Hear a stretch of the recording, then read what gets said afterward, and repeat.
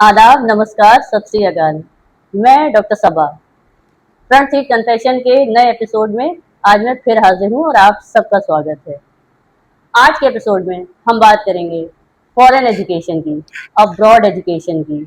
बहुत सारे स्टूडेंट्स जो पैसे की कमी के कारण या और भी रीज़न से अब्रॉड में एजुकेशन हासिल नहीं कर सकते हैं, उनके लिए आज हम इंडियन अब्रॉड एजुकेशन एक्सपर्ट से मिलने आए हैं। तो हमारे आज के जो गेस्ट हैं वो मिस्टर राकिम सुल्तान हैं। तो आइए उनसे मुलाकात करते हैं और जानते हैं।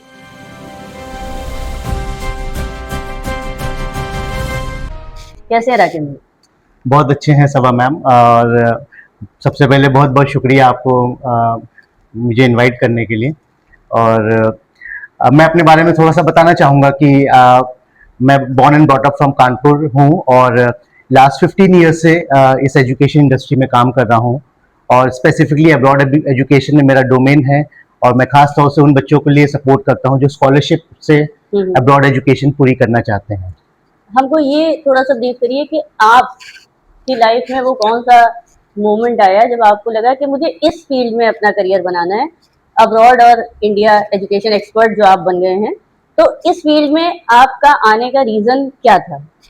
देखिए, मैंने जब अपना मास्टर्स कंप्लीट करा और उसके बाद जब मैं फर्स्ट जॉब में गया तो वो मेरी एजुकेशन इंडस्ट्री में जॉब थी और I have been appointed as a education counsellor in one of the institutions, top institutions in India. तो मैंने वहाँ पे वर्क करा काफ़ी टाइम तक के। और फिर जब मैंने उस डोमेन में काम करा तो मुझे काफ़ी इंटरेस्ट भी था उसमें, स्टूडेंट्स की बात सुनना, उनके बारे में उनको गाइड करना। मैंने बहुत सारे इवेंट्स ऐसे करे जहाँ पे स्टूडेंट्स को काउंसिल करना पड़ता था। तो slowly and gradually I gain my interest in that. और फिर मैंने उसको अपना एक एज अ डोमेन बनाना चाहा after getting lot of experience for like counselling more than 5000 students. तो मैंने सोचा कि why don't we start helping the students who want to go abroad. Like Kanpur जैसे शहर में ऐसे लोग बहुत कम ही हैं जो एक राइट गाइडेंस दे पाए किसी स्टूडेंट्स को specifically for the scholarship part. तो मैंने ये सोचा कि मैं इस पे काम करता हूँ और it's a very good thing and helping student for higher education. तो इसी वजह से मैं एक अब्रॉड काउंसलर बना और फिर मैंने स्टूडेंट्स को हेल्प करना चालू करा। तो ये जो कंसल्टेंसी है ये आपको स्टार्ट करे हुए कितना वक्त हो गया? सो मैं with my job I also started working. मैं जॉब के साथ साथ भी काम कर रहा था, बट स्पेसिफिकली फुल टाइम की बात करूँ तो I started in 2018। So it's been now 8 years. तो मुझे करीब करीब 15 इयर्स प्लस इयर्स का एक्सपीरियंस है इस डोमेन में। तो मैं इसको काफी टाइम से काम कर रहा हूँ इसमें। तो आप अब्रॉड और इंडिया में एजुकेशन, जो भी बच्चा फॉरेन एजुकेशन लेना चाहते हैं तो उनको आप गाइड करते हैं और कंसल्टेंसी की सर्विस प्रोवाइड करते हैं। True. आज के वक्त में इंडियन स्टूडेंट्स के लिए फॉरेन में कौन से देश ऐसे हैं जो पढ़ाई के लिए उभरते हुए देश हैं और बेहतर देश हैं? देखिए, जहाँ तक कि अब्रॉड एजुकेशन की बात है वहाँ पे जैसे कि बिग 4 कंट्रीज में सबसे ज्यादा स्टूडेंट्स जाते हैं, जो कि US, UK, Canada and Australia. ये हमेशा से स्टूडेंट्स की फर्स्ट चॉइसेस रही हैं। बट अगर हम आप लास्ट 2-3 इयर्स का सिनेरियो देखें तो कुछ ऐसी नई डेस्टिनेशंस भी आई हैं जहाँ पे स्टूडेंट्स का काफी इंटरेस्ट है। और जैसे कि जर्मनी हो गया, France, Italy, South Asian countries में चाइना, साउथ कोरिया, मलेशिया, ये सारी कंट्रीज हैं। और मिडिल ईस्ट में Dubai. These are the countries like they have appear to be new destination for Indian students. क्योंकि उसका रीजन है क्योंकि यहाँ पे जो कंपेरेटिवली ट्यूशन फीस है वो काफी लो है as compare to big 4 countries. और यहाँ पे आपको पार्ट टाइम जॉब के भी ऑप्शंस मिलते हैं। तो उन स्टूडेंट्स का जिनका बजट कम है या फिर वो जिनकी बहुत अच्छी प्रोफाइल नहीं है, जो उन कंट्रीज में टॉप 4 में जिनका एडमिशन नहीं हो पा रहा है, तो वो स्टूडेंट्स यहाँ पे इजिली एडमिशन ले सकते हैं। ठीक है, ये बताइए कि स्कॉलरशिप के ऑप्शन क्या है? क्योंकि कुछ स्टूडेंट्स, इंडियन स्टूडेंट्स ऐसे होते हैं जो टैलेंटेड हैं, मेरिटोरियस हैं, लेकिन बस वही है कि फाइनेंशियल कंस्ट्रेंट है। तो उनके लिए आप ये बताइए कि जो आपने टॉप 4 बताए कंट्रीज, इनमें कुछ ऐसे स्कॉलरशिप का कोई प्रावधान है? देखिए, टॉप 4 कंट्रीज में स्कॉलरशिप पाना बहुत ही टफ होता है, but they are still options available. अगर एक स्टूडेंट का प्रोफाइल अच्छा है, उसका एकेडमिक्स अच्छा है, तो जैसे यूके में शेवनिंग स्कॉलरशिप है, कॉमनवेल्थ स्कॉलरशिप है, ये टॉप स्कॉलरशिप होती है, इसमें सारी चीजें कवर होती हैं। वैसे ही यूएस में होती हैं बहुत सारी, जैसे फुल ब्राइट स्कॉलरशिप हो गई, और इस तरह की ऑस्ट्रेलिया में मेलबर्न स्कॉलरशिप है। तो ये जो स्कॉलरशिप्स हैं टॉप बिग 4 कंट्रीज की, इसमें आपको अपना जो एकेडमिक प्रोफाइल है बहुत स्ट्रांग होना Right, चाहिए right. इसको अवेल करने के लिए। बट जो अदर डेस्टिनेशन है, जैसे यूरोप की मैं बात करूं, तो यूरोप में जैसे जर्मनी है, फ्रांस है, इटली है, यहाँ पे गवर्नमेंट फुली फंडेड स्कॉलरशिप मिल जाती है। और इसके लिए एक जो बेसिक रिक्वायरमेंट होती है, जैसे कि एकेडमिक्स में मिनिमम 80 to 85% चाहिए होता है, फिर इंग्लिश में इनको आइल्स क्लियर करना पड़ता है। ये सारी कॉम्बिनेशंस के साथ अगर ओवरऑल आपकी प्रोफाइल अच्छी है, जिसमें आपने अपना एकेडमिक्स भी अच्छा किया है, प्लस आपने वॉलंटियरिंग भी करी है, आपने प्रोजेक्ट्स भी करे हैं, इंटर्नशिप्स भी करी हैं, ओवरऑल अगर आपकी प्रोफाइल अच्छी होती है और एक आप सही समय पे उसको अप्लाई करते हैं, तो मुझे लगता है कि पार्शली स्कॉलरशिप तो मिलती है, उसके साथ साथ आपको फुली फंडेड स्कॉलरशिप भी इजिली मिल जाती है। जैसे आपने कहा कि जर्मनी और फ्रांस या यूरोपियन नेशंस या एशियन नेशंस में स्कॉलरशिप पाना थोड़ा as compare to the Fulbright and all थोड़ा इजी है। लेकिन मैं फुलब्राइट की थोड़ी सी बात इसलिए करना चाहती हूँ क्योंकि जब मैं ग्रेजुएशन कर रही थी तो मैंने अप्लाई करा था फुलब्राइट के लिए। मैं गई थी न्यू दिल्ली में, मेरा इंटरव्यू था और उस टाइम की जो IAS थी उन्होंने मेरा इंटरव्यू लिया था। काफ़ी सारे और भी कैंडिडेट्स थे वहाँ पे, तो रिटन हुआ था, फिर ऑनलाइन सिलेक्शन हुआ मेरा, मुझे मेल आई थी तो मैं वहाँ गई थी। तो मेरा इंटरव्यू भी ठीक ठाक हुआ था। The lady who was the IAS, तो वो शी वाज इम्प्रेस्ड, लेकिन बस ये था कि हो सकता है मुझसे बेहतर कैंडिडेट था वहाँ पे कोई, तो वो उसको मिल गया। तो मेरे ख्याल से इतना टिपिकल वो नहीं था। अगर मैं दूसरा अटेम्प्ट करती थी शायद मैं निकाल लेती, लेकिन फिर मेरा इंटरेस्ट चेंज हो गया और मैं कुछ और करने लगी।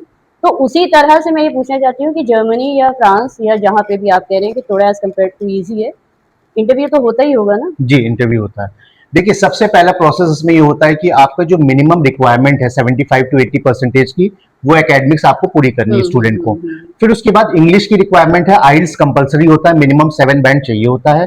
फिर इसके साथ साथ जो मैंने आपको पहले बताया कि प्रोफाइल ओवरऑल देखी जाती है, और उसके साथ साथ कुछ ऐसी स्पेसिफिक यूनिवर्सिटीज हैं जहां पे उनको एंट्रेंस एग्जाम्स के स्कोर्स भी चाहिए होते हैं, जैसे कि GRE, GMAT या SAT, राइट। मैं आपको एग्जांपल बताता हूँ कि एक स्टूडेंट था हमारा, ये कानपुर से करीब में ही एक जगह है, वहां से था।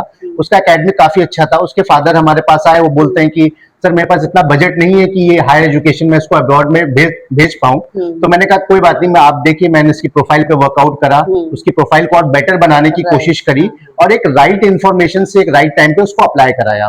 अप्लाई करा तो उसका आज वो एक यूनिवर्सिटी है जर्मनी में, TUM, technical university of Munich, वहां पे उसने MBA के लिए अप्लाई करा, उसका सिलेक्शन हो गया, और उसका कोर्स में समझ लीजिए पूरी ट्यूशन फीस वेव ऑफ हो गई, 100% स्कॉलरशिप मिल गई, और आज वो लड़का जॉब कर रहा है वहां पे। तो मतलब आपके कहने का मकसद ये है कि आपकी क्वालिफिकेशन और आपका मेरिटोरियस होना तो इम्पोर्टेंट है ही है, लेकिन अगर सही गाइडेंस मिल जाए, जैसे कि आपने उसको सही से गाइड कर दिया, आपने उसकी प्रोफाइल को और एनहांस कर दिया ताकि वो जल्दी नजर में आए, तो एक प्रॉपर गाइडेंस और एक प्रॉपर चैनल होना भी जरूरी है, जिस वजह से कई बार कुछ मेरिटोरियस बच्चे रह जाते हैं। देखिए, होता क्या है कि आज के टाइम पे जो इंडस्ट्री है, खास तौर से एजुकेशन इंडस्ट्री, जो अब्रॉड एजुकेशन में इंडस्ट्री है, इसमें लोग काउंसलर्स कम है, एजेंट्स ज्यादा हैं। तो एक स्टूडेंट को एक राइट काउंसलर की जरूरत होती है, क्योंकि जब एक स्टूडेंट की चीजों को वो समझता है और उसकी रिक्वायरमेंट्स के हिसाब से उसकी प्रोफाइल बनाई जाती है, और उसकी प्रोफाइल के हिसाब से यूनिवर्सिटी टारगेट करी जाती है, कंट्री टारगेट करा जाता है, फिर कोर्स टारगेट करा जाता है। ये सारी चीजें जब एक साथ टारगेट करी जाती हैं और राइट टाइम पे इंफॉर्मेशन लेके उसको अप्लाई करा जाता है, तो 80 to 90% स्टूडेंट्स की जो एप्लीकेशन है उसका सक्सेस रेट आ जाता है। स्कॉलरशिप पाने के लिए एक स्टूडेंट को अपने ऊपर किन चीज़ों पर काम करना चाहिए? मतलब वो उसको अपने प्रोफाइल पे काम करना चाहिए, या पुलर एक्टिविटीज़ पे काम करना चाहिए, या अपनी पर्सनालिटी पे काम करना चाहिए, या अपनी लैंग्वेज और स्पोकन इंग्लिश पे काम करना चाहिए? कुछ ऐसे टिप्स दीजिए, जैसे कि मान लीजिए कोई बच्चा रूरल एरिया से आ रहा है और उसको प्रॉपर गाइडेंस नहीं है, मतलब उसकी तरफ कंसल्टेंसी नहीं है, जैसे भाई शहरों में है, यहाँ कानपुर में है, कोई ऐसी जगह से आ रहा है जहाँ पर कंसल्टेंसी नहीं है, लेकिन बच्चा अच्छा है, वो अपने पे काम भी कर सकता है ना? आप तो देखते हैं अब आजकल के टाइम पे तो यूट्यूब से सीख लेते हैं बहुत कुछ। तो वो ऐसी क्या 4-5 चीजों पे अपने काम करे कि उसके चांसेस ज्यादा हो जाएं कि उसको स्कॉलरशिप मिल जाए? स्कॉलरशिप के लिए जनरली एकेडमिक्स तो इम्पोर्टेंट होता है, बट उसके साथ ओवरऑल आपको अपनी प्रोफाइल बिल्डअप करनी पड़ती है, क्योंकि जब वो एप्लीकेशन एक यूनिवर्सिटी के इंटरनेशनल एडमिशन डिपार्टमेंट में जाती है, वो कुछ चीजों को देखती है। वो मैं आपको बता दे रहा हूँ क्या क्या चीजों पे ध्यान दिया जाता है। अगर एक स्टूडेंट को एक बहुत ही अच्छी सेलेक्टिव प्रोफाइल बनानी है, तो उसके लिए सबसे पहले उसको अपना एकेडमिक स्कोर अच्छा रखना पड़ेगा, मिनिमम 80-85% होना चाहिए, राइट। उसके साथ साथ उसको इंग्लिश की प्रिपरेशन साथ ही साथ करना चाहिए, जैसे कि IELTS का इंग्लिश का एग्जाम होता है, उसके साथ उसमें 4 मॉड्यूल्स होते हैं, reading, writing, listening and speaking. उन चारों मॉड्यूल्स पे उसको अपने आप को प्रिपेयर करना चाहिए। और अगर बच्चा रूरल बैकग्राउंड से भी है तो आज के टाइम पे everything is available just on the tap of a finger, right. तो वो ऑनलाइन आके अपने बहुत सारे ऑनलाइन रिसोर्सेज अवेलेबल हैं और उसको करके वो ऑनलाइन क्लासेस ज्वाइन कर सकते हैं। उसके साथ साथ जो इंपॉर्टेंट ये है होता है कि आपको एक्स्ट्रा करिकुलर एक्टिविटीज में पार्टिसिपेट करना चाहिए। जैसे फॉर एग्जांपल कोई स्टूडेंट स्कूल में पढ़ रहा है, अभी क्लास 10th में है, उसको 12th के बाद अब्रॉड एजुकेशन में जाना है, तो जो उसके पास जो ये 2 साल है इसको उसको बहुत अच्छे से यूटिलाइज करना है। अब जैसे अलग अलग कोर्सेज है, फॉर एग्जांपल उसको टेक्निकल कोर्स में जाना है, तो टेक्निकल कोर्स के बहुत सारे online certifications, coding certifications available है, फ्री ऑफ कॉस्ट अवेलेबल है। तो वो अपने क्लास 10 से उसको करना शुरू करें। उसके पास जितने भी सर्टिफिकेट्स होंगे, हर एक सर्टिफिकेट का एक वेटेज होता है, तो उसको अपने सर्टिफिकेशंस करने हैं। उसके साथ साथ उसको अपने इंटर्नशिप्स करनी है। उसके जैसे समर वेकेशंस हो जाते हैं, समर वेकेशंस में किसी भी टेक्निकल कंपनी में, अपनी प्रोफाइल बेस्ड कंपनी में जाके वो 2 महीने की ट्रेनिंग कर सकता है, rather than sitting at home, right. वो जो ट्रेनिंग करेगा उसका सर्टिफिकेट मिलेगा, वो बहुत इंपॉर्टेंट होता है स्टूडेंट्स को इंटर्नशिप के लिए। वैसे ही प्रोजेक्ट्स होते हैं स्कूल्स में, आपने देखा होगा कि बहुत सारे प्रोजेक्ट्स कराए जाते हैं, लाइव प्रोजेक्ट्स कराए जाते हैं, वो उसमें पार्टिसिपेट करना बहुत इंपॉर्टेंट है। उसने कोई नई चीज इन्वेंट करी या फिर कोई चीज वो किसी एक पर्टिकुलर स्ट्रीम पे काम कर रहा है प्रोजेक्ट्स पे, तो वो उसका बहुत अच्छा वेटेज होता है। उसके साथ साथ जो आपने देखा है कि इंटर स्कूल कॉम्पिटिशंस होते हैं, चाहे वो लिटरेरी कॉम्पिटिशंस हो, चाहे वो एक्स्ट्रा करिकुलर एक्टिविटीज हो, स्टूडेंट्स को हर एक चीज में पार्टिसिपेट करना चाहिए। और बहुत ही इंपॉर्टेंट पार्ट, मैं ये भी चीज आपको बताने जा रहा हूं कि एक स्टूडेंट का जो प्रोफाइल है वो सोशल कितना कनेक्टेड है, ये भी बहुत इंपॉर्टेंट है आज के टाइम पे। तो हर एक स्टूडेंट को एज अ वॉलंटियर भी किसी ना किसी एनजीओ के साथ एसोसिएट होना चाहिए, ताकि वो अपने आप में एक अंदर एक सोशल प्रोफाइल भी बिल्डअप करे। कम्युनिटी सर्विस बहुत इंपॉर्टेंट है। जैसे फॉर एग्जांपल सेव एनवायरनमेंट हो गया, या फिर अंडर प्रिविलेज एजुकेशन हो गया, एनएसएस हो गया। तो इस तरह के बहुत सारे ऑप्शंस अवेलेबल हैं। अगर ये सारी चीजों पे उसने वर्कआउट करा है और उसकी बहुत अच्छा एकेडमिक्स नहीं भी है, तब भी इसको कॉम्बिनेशन करके एक ओवरऑल प्रोफाइल डेवलप करी जा सकती है और स्टूडेंट का 100% तक स्कॉलरशिप इसमें अवेल कर सकते हैं। आप एएमपी से जुड़े हुए हैं और स्कूल्स में खासकर ऐसे मीडियम क्लास के बच्चों के स्कूल या लोअर क्लास के बच्चों के स्कूल्स में भी आप लोग जाते हैं और करियर गाइडेंस सेमिनार्स करते हैं, जिसमें आप ये अब्रॉड एजुकेशन के बारे में भी बताते हैं। तो आपको क्या लगता है कि स्कूल के बच्चों में अब्रॉड एजुकेशन को लेके क्या गलतफहमी है? देखिए, सबसे इंपॉर्टेंट चीज ये है कि स्टूडेंट ये सोच लेते हैं या स्टूडेंट के पेरेंट्स ये सोच लेते हैं कि अगर उनके पास पैसा नहीं है, उनके पास बजट नहीं है, तो वो अब्रॉड एजुकेशन नहीं कर सकते हैं। ये एक सबसे बड़ा एक मिथ है स्टूडेंट्स के और पेरेंट्स के माइंड में, बट ऐसा बिल्कुल भी नहीं है। मैंने पहले भी बताया कि इस तरह की scholarship, fully funded scholarship available है। अगर स्टूडेंट के अंदर टैलेंट है और उसको एक राइट गाइडेंस मिलता है, तो वो बच्चे जो वीकर सेक्शन से आते हैं वो भी अच्छा परफॉर्म करके एक स्कॉलरशिप अवेल कर सकते हैं। मैं आपको एक लाइव एग्जांपल देता हूं कि हमारा एक स्टूडेंट कानपुर से ही है और उसके फादर मतलब बहुत ही छोटे बिजनेसमैन थे, तो उनका कुछ ऐसा था कि उनका इतना बजट नहीं है कि वो किसी बच्चे को अपने बाहर मतलब सोच भी नहीं सकते थे विदेश में पढ़ाने के लिए। तो उनके बच्चों को बहुत इंटरेस्ट था कि रोबोटिक्स में जाने का। उसने 12th करा, 12th के बाद उसको रोबोटिक्स में जाना था। तो रोबोटिक्स के लिए फिर मैंने उसको गाइड करा और उसके 75 के अराउंड परसेंटेज थे, जो कि सीबीएसई बोर्ड में मुझे लगता है कि बहुत ही नॉमिनल होता है आज के टाइम पे। तो उसको मैंने गाइड करा और मैंने उसके 2 कंट्रीज में उसकी स्कॉलरशिप के लिए अप्लाई करा, एक करा जापान में, एक चाइना में। तो उसको दोनों ही कंट्रीज से एक्सेप्टेंस आ गया और उसको फुली फंडेड स्कॉलरशिप मिल गई। आज वो लड़का चाइना में एक बहुत ही बड़ी यूनिवर्सिटी में, क्योंकि चाइना में रोबोटिक्स सबसे अच्छा होता है, तो उसने वो प्रीफर करा। इंग्लिश में उसको पढ़ाई कराई गई और वो आज के टाइम पे वहां पे पढ़ रहा है। उसका 4th ईयर है, फाइनल ईयर है। तो ऐसे स्टूडेंट जिनका बजट भी नहीं है, जो कभी विदेश के लिए सोच भी नहीं सकते, उनका भी सपना पूरा होता है अगर उनको सही गाइडेंस मिल जाए। राइट। तो सबसे बड़ा जो मिथ है, जो गलतफहमी है स्टूडेंट्स में और उनके पेरेंट्स में, वो पैसे को लेकर। जी जी, बिल्कुल वही मैंने बताया कि मैं यही कहना चाहूंगा कि आपके चैनल के माध्यम से कि कभी भी ये मत सोचें कि आपके पास पैसा नहीं है तो आप विदेश नहीं जा सकते। आप अपने ख्वाब बड़े रखिए, सपने देखिए बड़े बड़े, और उसको पूरा करने के लिए सही गाइडेंस लीजिए, सही रास्ते पे चलिए।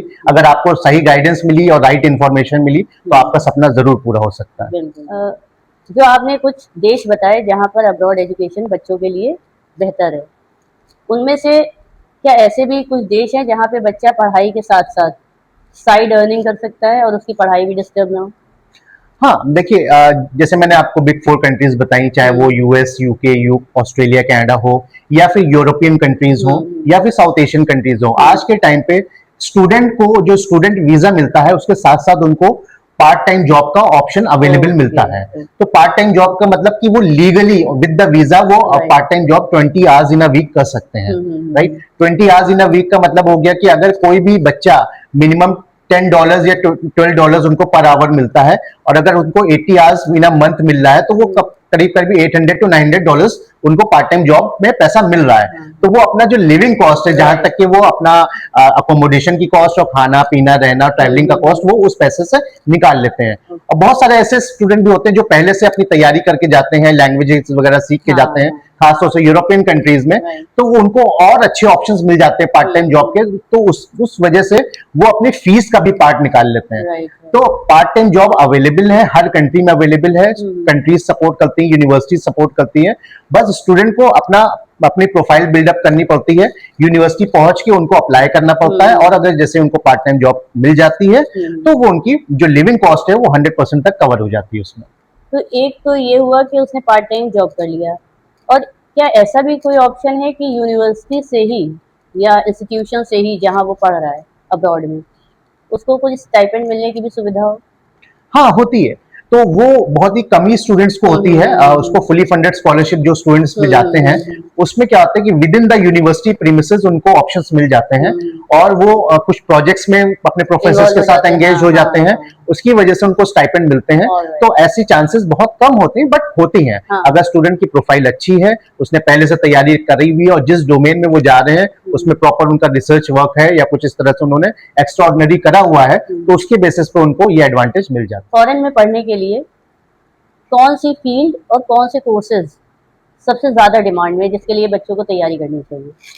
देखिए, फॉरेन में जो स्टूडेंट्स जाते हैं उसका एक बहुत ही स्ट्रॉन्ग रीजन होता है, क्योंकि वहाँ पे जो यूनिवर्सिटीज हैं वो बहुत ही हाई रैंक यूनिवर्सिटीज हैं, और वो जो यूनिवर्सिटीज का जो करिकुलम है वो रिसर्च बेस्ड करिकुलम होता है, राइट। और जो वहाँ पे पोस्ट स्टडी वर्क अपॉर्चुनिटीज मिलती है, तो ये सारे फैक्टर्स जो होते हैं स्टूडेंट्स को इंटरेक्ट करते हैं, इंटरेस्ट आता है उनको काफी कि वो अब्रॉड में जाए, अपनी हायर एजुकेशन कंप्लीट करें।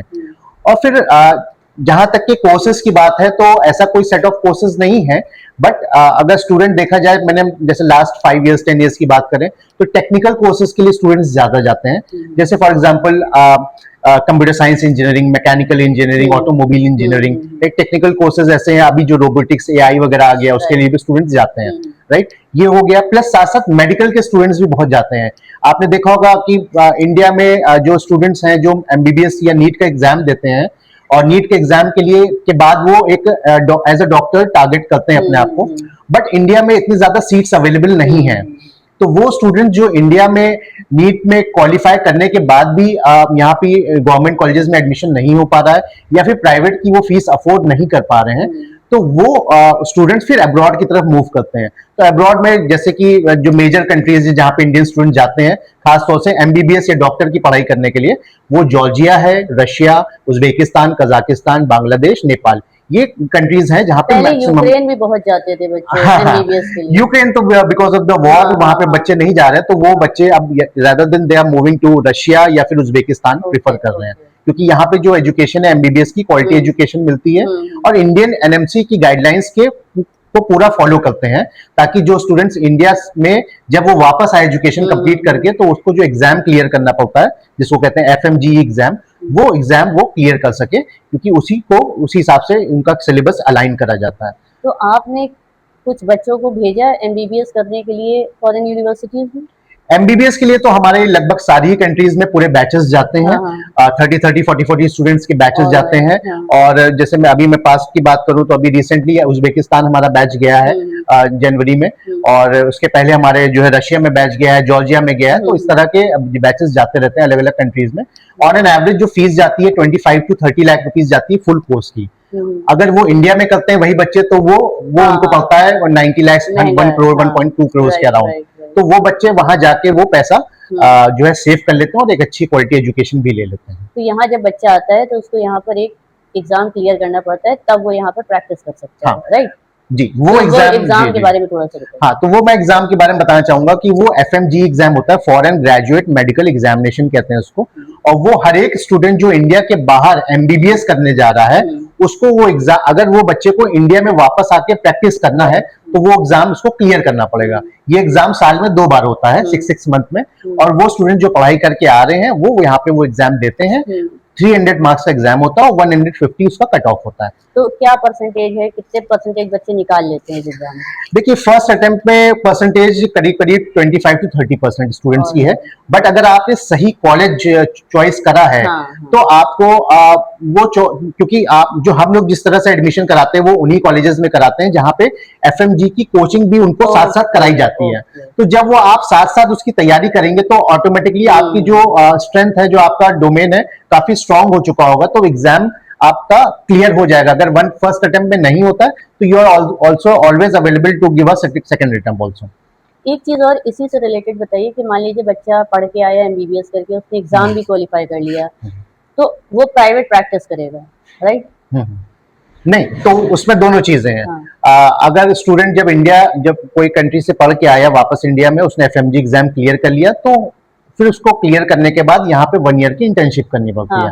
इंटर्नशिप करने के बाद वो रजिस्ट्रेशन कर सकता है, जैसे इंडिया के डॉक्टर्स अपना रजिस्ट्रेशन कराते हैं, उनका गवर्नमेंट रजिस्ट्रेशन होता है, उनको रजिस्ट्रेशन नंबर अलॉट हो जाता है। वो रजिस्ट्रेशन नंबर अलॉट होने के बाद ही इज नाउ इक्विवेलेंट, वो बच्चा इक्विवेलेंट हो गया इंडियन डॉक्टर के। Now he can apply for either government jobs और he can practise in private also. तो दोनों ही ऑप्शंस अवेलेबल हैं।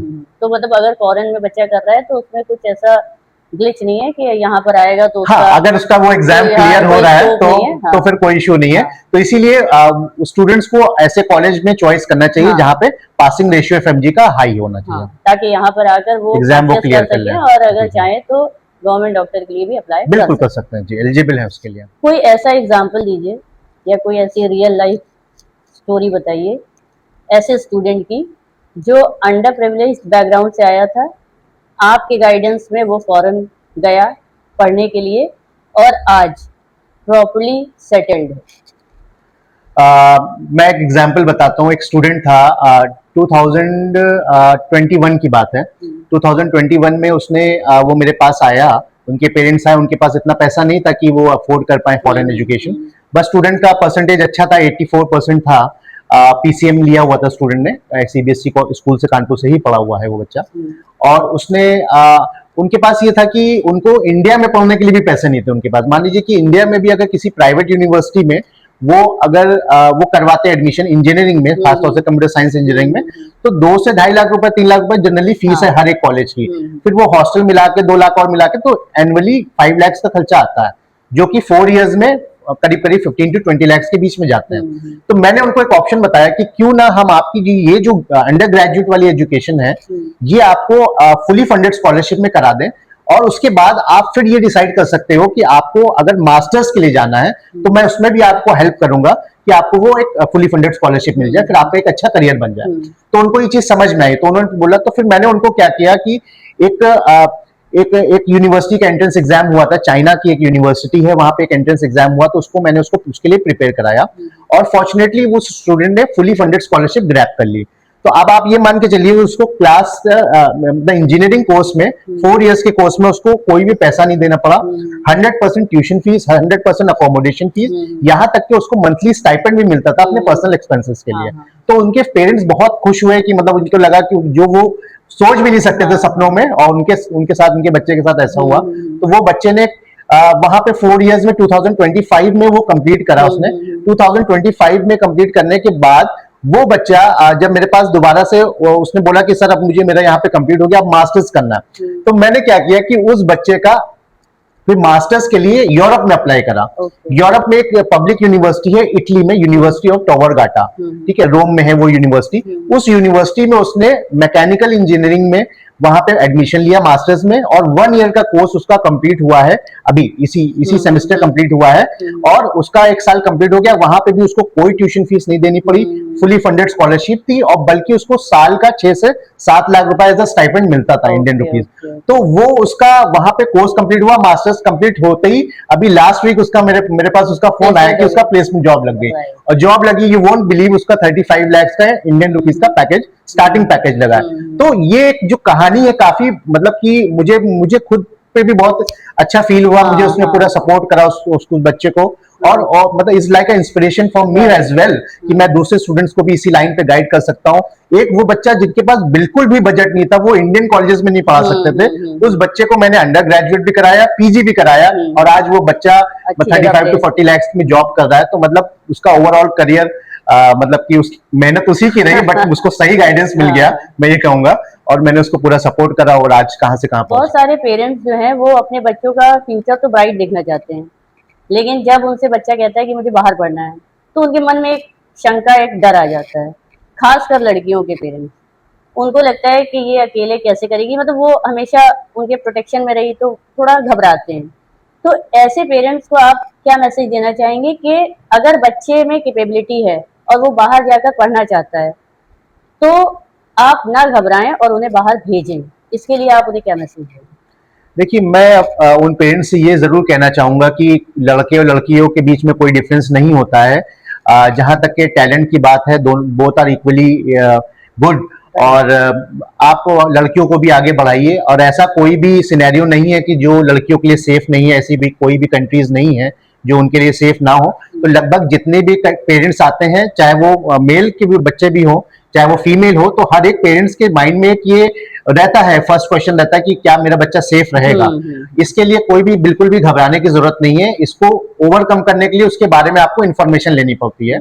अगर आप उससे बाहर निकलेंगे, तभी आप अपने बच्चों को आगे भेज पाएंगे। रीजन क्या है कि हर एक यूनिवर्सिटी में एक इंटरनेशनल एडमिशन डिपार्टमेंट होता है, जो स्टूडेंट्स को starting from the application till they reach the college, जहां तक के वो पूरा जो प्रोसेस है उसके लिए वो कनेक्ट रहता है। तो स्टूडेंट की जो छोटी छोटी चीजें भी होती हैं, छोटी रिक्वायरमेंट्स भी होती है, उसके लिए भी वो आंसर करते हैं, उनको फुलफिल करते हैं। तो स्टूडेंट्स को कहीं पे भी ऐसा महसूस नहीं होता है कि वो विदेश में रह के भी उनको घर जैसा एनवायरनमेंट नहीं मिल रहा, वो बिल्कुल सेफ एनवायरनमेंट में रहते हैं, सिक्योरिटी रहती है, हॉस्टल्स में प्रॉपर वार्डन्स रहते हैं, और स्टूडेंट्स के, क्योंकि स्टूडेंट्स पढ़ने जाते हैं, उनका मेन फोकस एजुकेशन पे रहता है, तो यूनिवर्सिटी भी उनको पूरा सपोर्ट करती है, और पेरेंट्स को भी उनको सपोर्ट करना चाहिए, क्योंकि ये जो अपॉर्चुनिटी है, ये एक लाइफ चेंजिंग अपॉर्चुनिटी होती है। अगर किसी का टाइम निकल गया, वो दोबारा उसको अप्लाई नहीं कर सकता। अगर स्टूडेंट के अंदर टैलेंट है, उसके अंदर जज्बा है आगे बढ़ने का, पढ़ने का, तो उसको जरूर सपोर्ट करना चाहिए। Safety security is not a concern. अगर आप, ये बहुत ही छोटी चीज है, जैसे जैसे चीजें इवॉल्व होती हैं, जैसे बच्चा कॉलेज पहुंचता है, वो अपने आप कंफर्टेबल हो जाता है। मैं आपको बता रहा हूं एग्जांपल कि बच्चा यहाँ जाने से पहले हर एक पेरेंट्स का इतना कंसर्न होता है, मुझे 10 बार एक एक चीजों के लिए कॉल करते हैं, पूछते हैं। जब स्टूडेंट्स वहां पहुंच जाता है, वो हमें भूल जाता है, वो हमें भूल जाता है, क्योंकि उसको कोई चीज की परेशानी नहीं होती। धीरे-धीरे समझ जाता है, वो वहां पहुंचने के बाद एक सारी चीजें सेटल आउट हो जाती हैं, और वो अपने उस एनवायरनमेंट में अपने आप को सेट कर लेता है, और वो उसको इजीली जीता है वहां पे, अच्छी चीजों को वो मतलब कि उसमें कम इवॉल्व करता है, चीजों को समझता है, और वैसे ही लाइफस्टाइल हो जाती है उनकी। सेफ्टी और सिक्योरिटी कोई ऐसा कंसर्न नहीं है अब्रॉड यूनिवर्सिटीज में, कंट्रीज में, क्योंकि जितनी भी कंट्रीज हैं सब डेवलप्ड कंट्रीज हैं, हाईली सेफ और हाईली सिक्योरिटी लेवल की कंट्रीज है, तो कोई कंसर्न नहीं है ऐसा। बिल्कुल सही बात बताई इन्होंने कि अगर हम आप सेफ्टी के लिए कंसर्न है, तो सेफ्टी का कंसर्न तो अपने देश में भी हो सकता है। लेकिन देखिए, पेरेंट्स के साथ क्या होता है ना, वो स्कूल तक तो बच्चों को खुद ही ले गए, ले आए, या एक प्रॉपर टाइम होता है, लेकिन जब बच्चा कॉलेज भी जाने लगता है ना, तब भी पेरेंट्स कंसर्न हो जाते हैं कि वो कॉलेज में कैसे मैनेज करेगा, या इतनी दूर अकेले कैसे जाएगा। तो ये पेरेंट्स का एक कंसर्न है। लेकिन आपने बहुत अच्छी बात बताई कि जब बच्चा वहां पहुंच जाता है, तो वो उन चीजों के साथ अकोमोडेट कर लेता है, और नई चीजें समझ लेता है, उस जगह को समझ लेता है, और धीरे धीरे वो यूज टू हो जाता है, और अपनी सेफ्टी का ध्यान रखता है। और बाकी डेवलप्ड नेशन है, तो सेफ्टी सिक्योरिटी सभी के लिए है, तो घबराना नहीं है। अगर बच्चा आपका केपेबल है और वो चाहता है बाहर पढ़ना, तो आप उसे भेजें, घबराएं नहीं, सिर्फ इस डर से कि वहां जाके उसका क्या होगा। उसके सपनों को रोके नहीं, उसको बढ़ने दें, आगे जाने दीजिए।